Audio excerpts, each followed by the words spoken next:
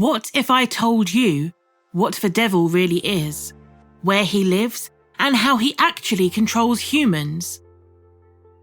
One of my favourite books that really changed my life from being a drifter into a non-drifter is where Napoleon Hill had an interview with the devil, broke the devil's code, and confessed to him. You may know Napoleon Hill from his book, Think and Grow Rich. The timeless classic teaches you how to use your mind to get the results you want. Many people don't know that Napoleon Hill wrote another book that wasn't released until well after his death. Outwitting the Devil is a very powerful book from 1938 and only published in 2011 because of its controversy. Some people may call it the game changer because it talks about the devil, our negative thoughts and fears controlling us from happiness. This book will show you why 93% of people have a habit of drifting.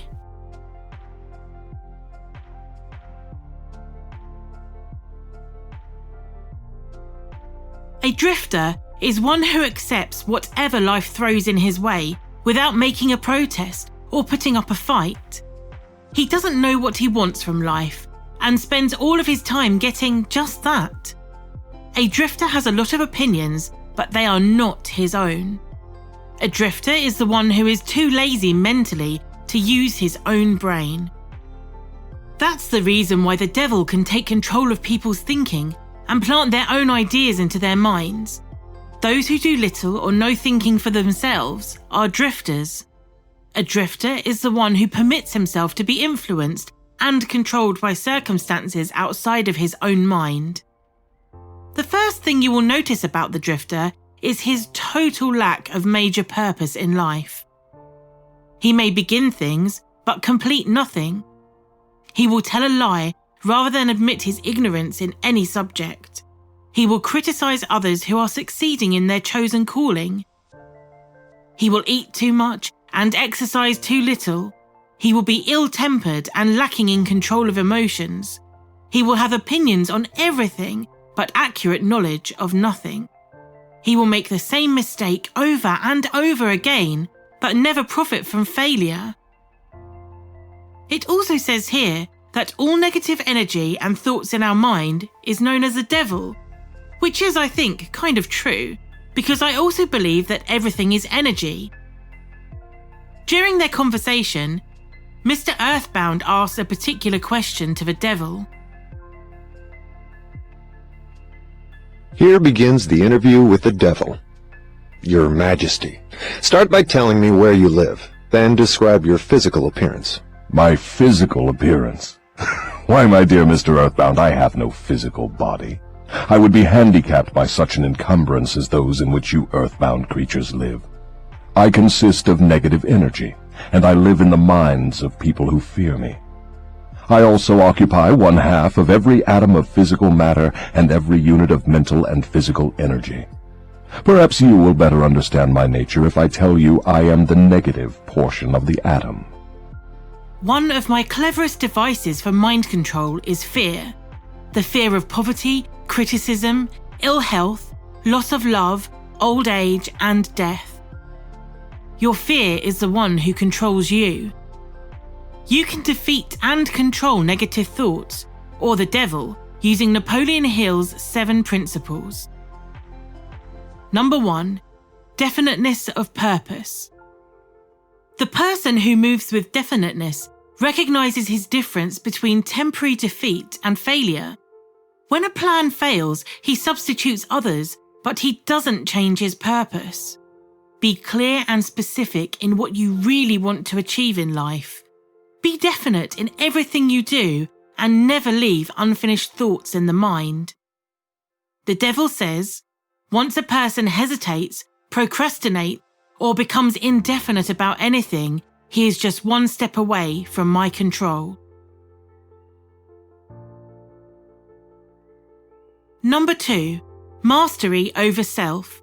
Self-discipline, a desire for food and sex. The first duty of a human is to himself. Every person owes himself the duty of finding out how to live a full and happy life. The emotion of sex can be transmuted into a driving force capable of lifting one to great heights of achievement. Balance and knowing what you eat. Form the habit of definite purpose on all subjects. Number 3. Learning from adversity. Failure is a man-made circumstance. It is never real until it has been accepted by a man as permanent. Failure is a state of mind. Therefore, it's something an individual can control until you neglect to exercise this privilege.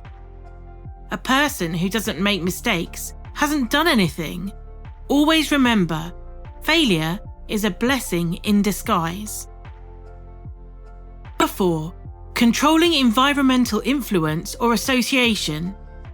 Be careful in choosing your environment, whether it's friends, workplace, or even your home. Do not let the negative people, circumstances, or events pull you from the habit of drifting. Nature will not tolerate vacuums of any sort. All space must be filled with something. When the individual does not use their brain for the expression of positive, creative thoughts, nature fills a vacuum by forcing the brain to act upon negative thoughts.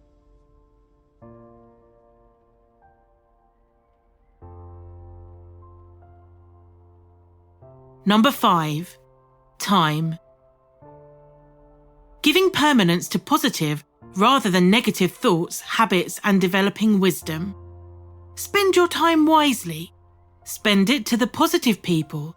Spend your time to things connected towards your goals.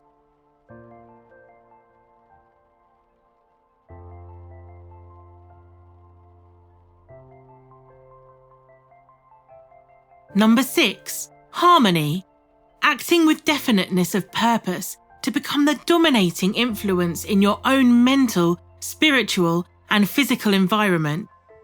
The principle of harmony is a benefit to us. When you surround yourself with other successful people, think of the people you work with. Are they supporting you? Or are they holding you back? Number 7. Caution. Thinking through your plans before you act. The drifter always moves without exercising caution. He acts first and thinks later. He does not choose his friends. He drifts along and allows them to attach themselves to him on their own terms.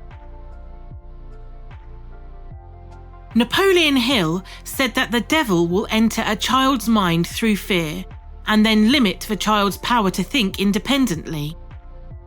I can remember the religious leaders I have known in the past, and I can instantly divide them between fear-based instructors and faith-based instructors. In fact, I still get a chill from reliving the fire and brimstone of some fear-based sermons I heard as a child. In contrast to this, I remember clearly the uplifted feeling of hope and courage from faith-based sermons.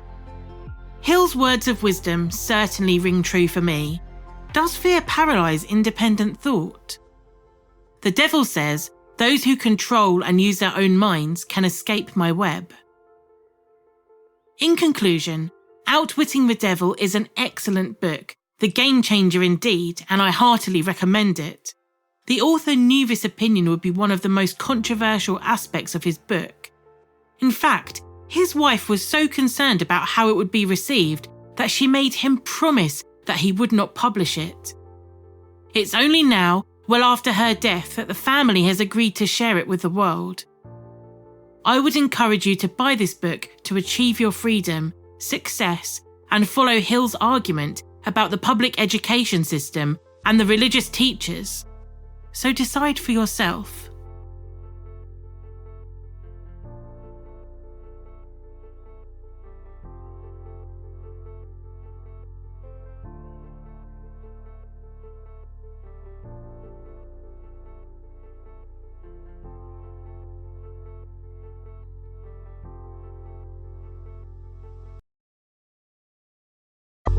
If you have enjoyed this video and you're inspired by what you've seen, don't forget to like, subscribe and share. Let's change the world together.